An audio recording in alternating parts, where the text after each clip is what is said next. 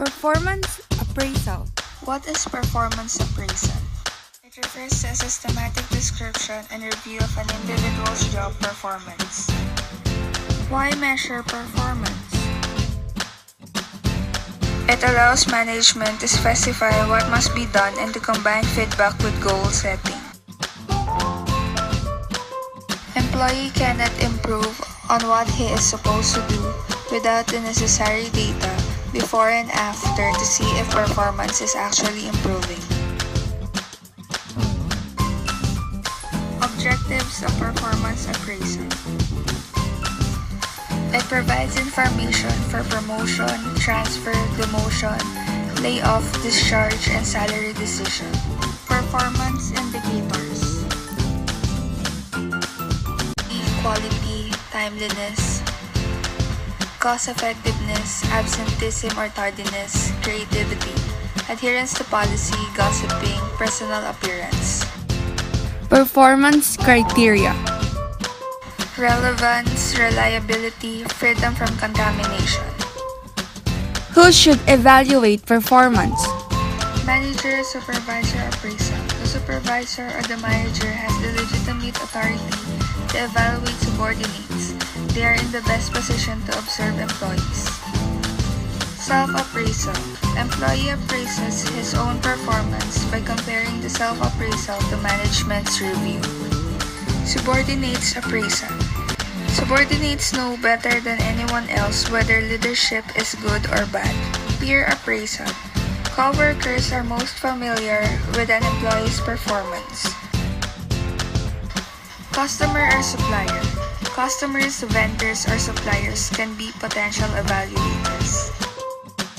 Team appraisal. Members of a team are asked to appraise each other's work and work styles. Assessment Center. The employee is appraised by professional assessors who may evaluate actual work activities. And last but not the least, full circle appraisal. The employee's performance is appraised by everyone with whom he or she interacts. Sources of data in employee performance appraisal. Production data evaluate the degree of accomplishment by measuring the quantity and quality of performance. Personnel data. Information found in individuals' personnel files. Judgment of others. Behaviors assessed by peers, customers, and suppliers. Methods of performance evaluation. Ranking method. Ranking of employees from best to worst. Paired comparison method considers only two individuals at one time and decides who is better.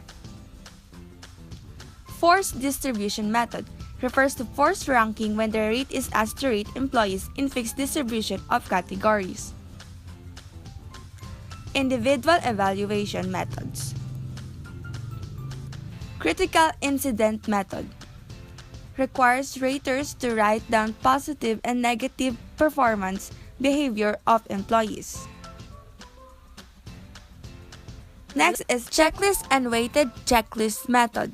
Set of objectives where the rater checks the items if he believes that the employee possesses a trait listed. Graphic rating scales method. Oldest and widely used method. Rater is presented with a set of traits and asked to rate employees. Next is productivity, quantity and efficiency of work produced in a period of time. Outstanding, very good, good, improvement needed, and unsatisfactory. Behaviorally anchored rating scales method describes a performance rating that is focused on specific behaviors. Management by objectives method. Objectives set by managers for the employee to achieve wherein reward is given based on results. Multi-rater assessment, confidential anonymous feedback from people who work around employees. Performance appraisal problems and solution. First is halo effect. Manager allows a general favorable impression of an employee to influence his judgment on each separate factor in the performance appraisal process. Next is recency effect. Recent events tend to have an unusually strong influence on performance evaluation. Previous performance bias.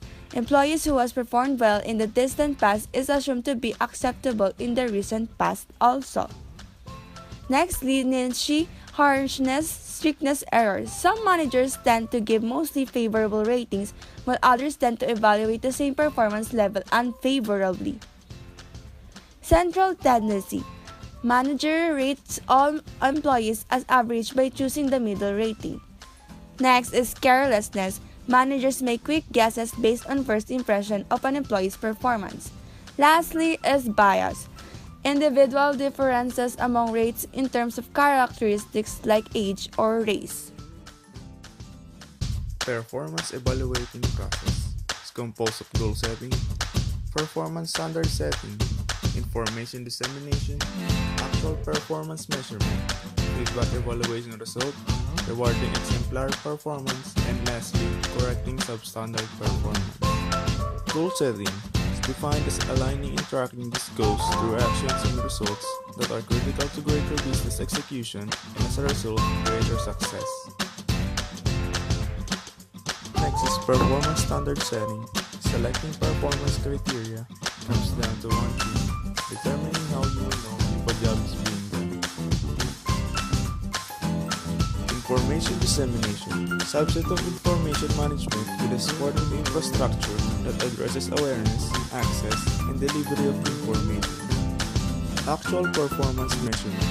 Putting performance measurement system in place can be an important way of keeping track on the progress of your business. Feedback evaluation result. The monitoring and evaluation process fits into the adaptation of teaching or learning activities and informs larger scale review which takes place after the teaching or development has been implemented or assessed. Rewarding exemplary performance. By recognizing supervisors for effective performance management practices, ESA is fostering a performance-oriented environment and strengthening its appraisal program.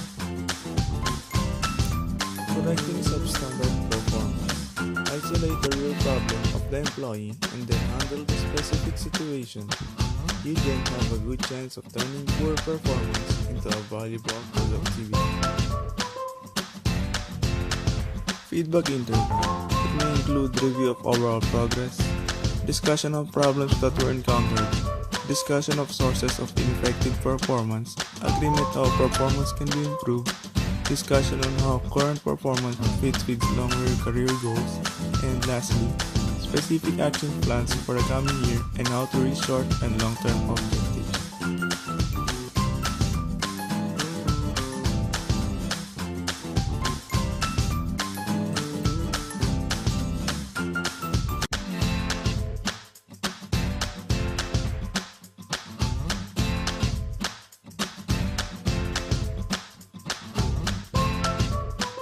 Created using Powtoon.